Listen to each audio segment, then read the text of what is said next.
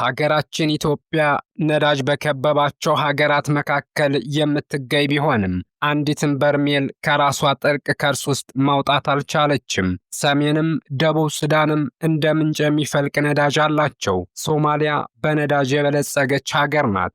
ቀይ ባህርን ተሻግረን እዚህ ከኢትዮጵያ በቅርብ የሚገኙት የአረብ ሀገራት ለዓለም የነዳጅ ማከፋፈያ ታንከሮች ናቸው። የኛዋ ኢትዮጵያ ከመሃል ሆና እንዴት ነዳጅ አይኖራትም የሚለው የብዙዎቹ ጥያቄ ነበር።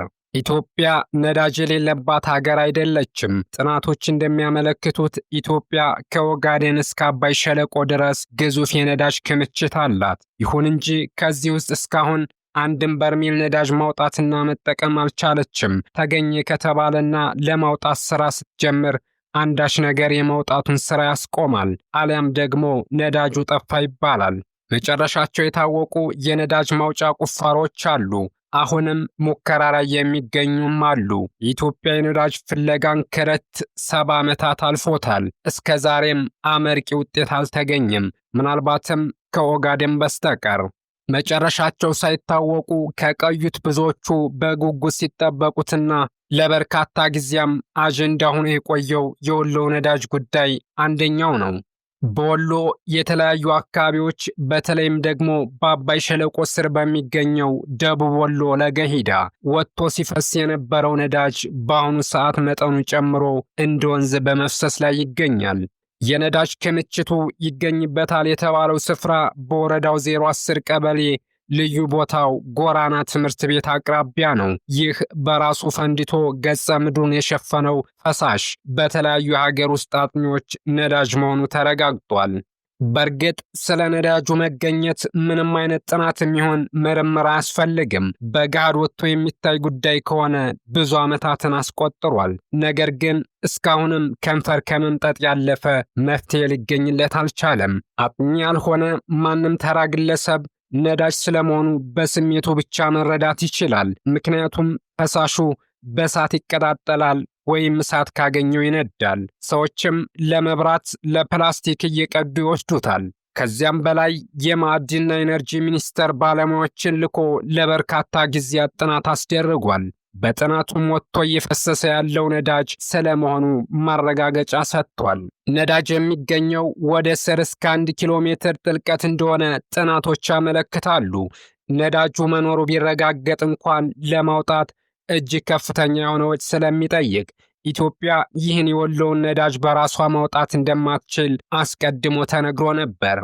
ያለው አማራጭ ነዳጁን በውጭ ኩባንያዎች አማካይነት እንዲያወጡ ማድረግ ነው። ለዚህም ሲባል የእንግሊዝና የኔዘርላንድ ነዳጅ አውጭ ኩባንያዎች ወደ ቦታው እንዲገቡና ተጨማሪ ጥናት እንዲያደርጉ ፍቃድ ተሰጥቷቸዋል። ለነዳጅ ፈላጊዎች ፍቃድ ሲሰጥ የመጀመሪያ ለ4 ዓመት ይሰጣቸዋል። ከዚያ ይበል የሚያሰኝ ሁኔታ ሲታዩና የይራዘምልን ጥያቄ ሲያቀርቡ ተጨማሪ 2 ዓመት ይፈቀድላቸዋል። በድምሩ 8 ዓመት መሆኑ ነው።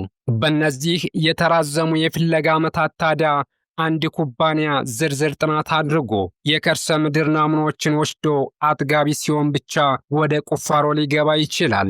ያም ሆኖ የነዳጅ ክምችቱ ኑሮ ነገር ግን ነዳጁ ቢወጣ ለረጅም ዓመታት የማይዘልቅ ሲሆን ወይም በሌላ የአዋጭነት ምዘና ፍለጋው ባይሰምር ለፍለጋ የወጣው ወጪ ቀልጦ ይቀራል። ይህ ወጪ በሁኔታዎች ተለዋዋጭ ቢሆንም ቀላል የሚባል ግን አይደለም። በትንሹ ሩብ ቢሊዮን ብር ጠራርጎ ይወስዳል።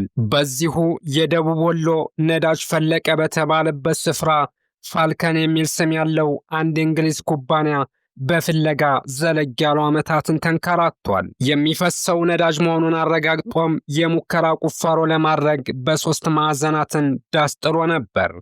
ነገር ግን ምክንያቱ ባልታወቀ ሰበብ ካምፓኒው አካባቢውን ጥሎ ወጥቷል። ለምን እንደወጣ ሲጠየቅ ለመንግስት ያቀረበው ምክንያት የፋይናንስ እጥረት አጋጠመኝ የሚል ነው።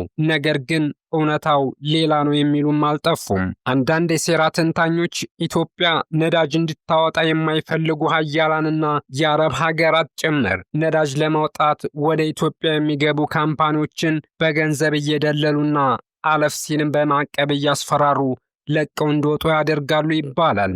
ይህ በወሎ ነዳጅ ላይ ብቻም ሳይሆን በኦጋዴኑ ነዳጅ ላይም የተረጋገጠ ነው። ነዳጅ ለማውጣት ከዓመታት በፊት ወደ አካባቢ የገቡ የቻይናና የሩሲያ ካምፓኒዎች በአሜሪካ የማዕቀብ ዛቻ ለቀው መውጣታቸው ይታወሳል። ይህንን ሁሉ ተቋቁመው ነዳጁን ለማውጣት ሙከራ ባደረጉት ላይ ደግሞ በታጣቂዎች የተቀናጀ ጥቃት እንዲፈጸምባቸውና አካባቢውንም ጥለው እንዲወጡ ይደረጋል። ያለፉትን የነዳጅ ማውጣት ሙከራ ታሪኮችን ወደኋላ ተመልሰን ስንመለከት አብዛኞቹ በእርግጥም በዚህ መልኩ አቋርጦ የወጡ ናቸው።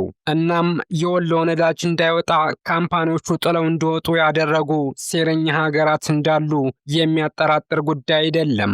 በእርግጥ ለወሎ ነዳጅ ማውጣት እንቅፋት የሆነ ሌላም ችግር አለ። ይህ ችግር የጂኦሎጂና የመልክዓ ምድሩ ምቹ አለመሆንና አካባቢው ተራራማ እንደ ሶማሊያ አካባቢ ዝርግ መሬት አለመሆኑ በእርግጥም ረቂቅ ቴክኖሎጂ የሚጠይቅ ጉዳይ ሆኗል። ይህም ከፍተኛ ካፒታል ይጠይቃል። ታዲያ ይህን ሁሉ ውጣ ውረድ ተቋቁሞ ነገሮችን በተሳለጠ መንገድ ለማስኬድ ከሀገራችን ዘርፈ ብዙ ችግሮች አንጻር ሳይሳካ የህልም እንጀራ ሆኖ ብዙ ዘመናትን አሳልፈናል። ይሁን እንጂ ካምፓኒዎቹ ይህን የወሎ ነዳጅ ትተውት ከወጡ በኋላም ጥናቶች ቀጥለው ነበር። በዚህ በወሎ ነዳጅ ላይ ጦርነቱ እስኪቀሰቀስ ድረስ ጥናትና ምርምሮች ቀጥለው የነበረ ሲሆን ከአማራ ክልል በተውጣጡ የዩኒቨርሲቲ ምሁራን ጥናቱ በሚገባ እየተደረገ ነበር። በዚህም ምርምር ከከርሰ ምድር ወደ ገጸ ምድር እየፈሰሰ ያለው ነዳጅ ፔትሮሊየም መሆኑ ተረጋግጦ ተጨማሪ ግኝቶችን አስመልክቶ ጥናቱ እንዳበቃ መግለጫ እንደሚሰጥ ቃል ገብቶ ነበር። ይሁንና አሁን አካባቢው የጦርነት ቀጠና በመሆኑ ይህን የወሎ ነዳጅ ለማውጣት የሚደረጉ ሙከራዎች ሙሉ በሙሉ ተቋርጦ ይገኛሉ። አሁን በአካባቢው በተደጋጋሚ የፋኖ ኃይሎችና መከላከያ ሰራዊቱ ውጊያ እያካሄዱበት ነው። ጥናት አድራጊዎችና ነዳጁን ለማውጣት ተጨማሪ ጥናት ሲያካሂዱ የነበሩት ካምፓኒዎቹ ለቀውት ወጥተዋል። ምክንያቱም ጦርነት እስካለ ድረስ እንኳንስ በከርሰ ምድር ያለውን ነዳጅ ቀርቶ አይደለም ከላይ የቀረበውን አብኩቶና ጋግሮ መብላትም አይቻልምና። ፈጣሪ እሳትና ውሃ አቅርቤልሃለሁ፣ እጅህን ወደ ፈለግከው መክተት የራስ ድርሻ ነው ማለቱን በሃይማኖት መጽሐፍ ላይ መከተቡ ይነገራል።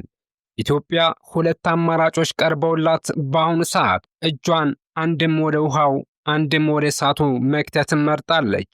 በዚህም ምክንያት ኢትዮጵያ በኦጋዴን ሸለቆም በአባይ ሸለቆም ያለውን ነዳጇን አውጥታ መጠቀም ተስኗታል። ኢትዮጵያ ነዳጅ ማውጣት እንዳትችል ለሚፈልጉትና በተለየ መንገድ ለሀገራችን ከውስጥም ከውጭም ሴራ ለሚሸርቡት አስረሽ ምቼው የሚያስጨፍር ደስታ ነው። ጠቅላይ ሚኒስተሩ ጭምር ከነገ ጀምሮ ኢትዮጵያ ዲፍዲፍ ነዳጅ ማውጣት ትጀምራለች ካሉ በኋላ አሁን ላይ የወሎ ብቻ ሳይሆን የሶማሌውም ሳይወጣ ቀርቷል። በተለይም ምዕራባውያኑ ጠንካራ የሆነች ኢትዮጵያ ማየት ስለማይፈልጉ ነዳጁ እንዳይወጣ ጥረታቸው መቀጠላቸው አይቀርም። ለአብነት የቻይናና የሩሲያ ነዳጅ አውጪዎች በኦጋዴን ቁፋሮ ሲጀምሩ ዓለም አቀፍ የፋይናንስ ማዕቀብ ይጣልባቸዋል፣ ወከባ ይፈጸምባቸዋል። ከታጣቂዎች በኩል ተኩስ እንዲከፈትባቸውም ይደረጋል። ከዚያም ጥለው ይወጣሉ። ይህ ዛሬ የተጀመረ ሳይሆን ከበርካታ አስርተ ዓመታት በፊት የተደረገ ነው። ይህንን የወሎ ነዳጅ ለማውጣት ወሬው ወደ ማህበራዊ ሚዲያ ከመምጣቱ ከዓመታት በፊት ተሞክሯል። ነገር ግን አውጪዎቹ ጥለው ሂደዋል። ከዓመታት በፊት የቻይና ሰራተኞች በኦጋዴን ነዳጅ ለማውጣት ቁፋሮ በጀመሩ በአጭር ጊዜ ውስጥ ሁሉም በታጣቂዎች ተገለዋል። ይህም ከውጭ የሚፈጠርባቸው ጫና አንዱና ዋነኛው ጉዳይ ቢሆንም በኢትዮጵያ አላቆም ያለው የእርስ በርስ ጦርነትም ኢንቨስት ለማድረግ ስለማይፈቅድላቸው ነው። በሚሊዮን የሚቆጠር ዶላር ካፈሰሱ በኋላ ሀገሪቱ የእርስ በርስ ጦርነት ብትገባና የትርምስ ቀጠና ብትሆን ዋስትና የሚሰጣቸው አካል የለምና። በሶማሊያ ክልል ኦጋዴን 7 ትሪሊዮን ኪዩቢክ ቤንዚን ያለው የተፈጥሮ ጋዝ ክምችት መኖሩን ማዕድን ሚኒስቴር ይፋ ማድረጉም ይታወቃል። በኦጋዴን ያለውን ነዳጅና የተፈጥሮ ጋዝ ሀብት ክምችትና የኢኮኖሚ አዋጭነት ጥናት መጠናቀቁም የሚታወስ ነው። በኢትዮጵያ የመጀመሪያ ነው በተባለለት በዚህ ጥናት ከዚህ ቀደም ከ2 እስከ 3 ትሪሊዮን ኪዩቢክ ጫማ እንደሆነ ሲገመት የነበረው የኦጋዴን ቤንዚን የተፈጥሮ ጋዝ ክምችት በ2 እና 3 እጥፍ የጨመረ ሆነው መገኘቱም ተነግሮ ነበር። ይሁን እንጂ ይህን የሶማሊያ ክልሉን ነዳጅ ለማውጣት ተስማምተው የነበሩ ካምፓኒዎችም ጥለው ወጥተዋል። በአሁኑ ሰዓት በኦጋዴንም የሚወጣ ነዳጅ የለም። ዋናው ምክንያት ሀገሪቱ ያለችበት የእርስ በርስ ጦርነትና ነዳጁ እንዲወጣ የውጭ ሀያላን ሀገራት አለመፈለጋቸው ነው ይባላል። የሀገር ሰላም አለመሆን፣ አለመረጋጋት የሚያስከፍለው ዋጋ የጀግኖችን ነፍስ ብቻ አይደለም፣ እንደ ሀገር ብዙ ነገር ያሳጣል። ያለን እንዳንጠቀም፣ ከሀገር በታች እንድንሆን፣ ተቅበዝባዥና ዝቅ ያልን እንድንሆን ይዳርገናል። እርስ በርሱ ተዋግቶ የጸና መንግስትም ሆነ የጸና ሀገር የለምና ሰላም ወርዶልን እየፈሰሰ ያለውንም በከርሰ ምድር ውስጥ ያለውን ሀብትም ተጠቅመን ከድህነታችን የምንላቀቅበት ዘመን ያምጣልን። ሰላም ለሀገራችን እንመኛለን። ቻናላችንን ሰብስክራይብ እና ሼር በማድረግ እንድትቀላቀሉ እንጠይቃለን። አበቃን። መልካም ጊዜ ተመኘን።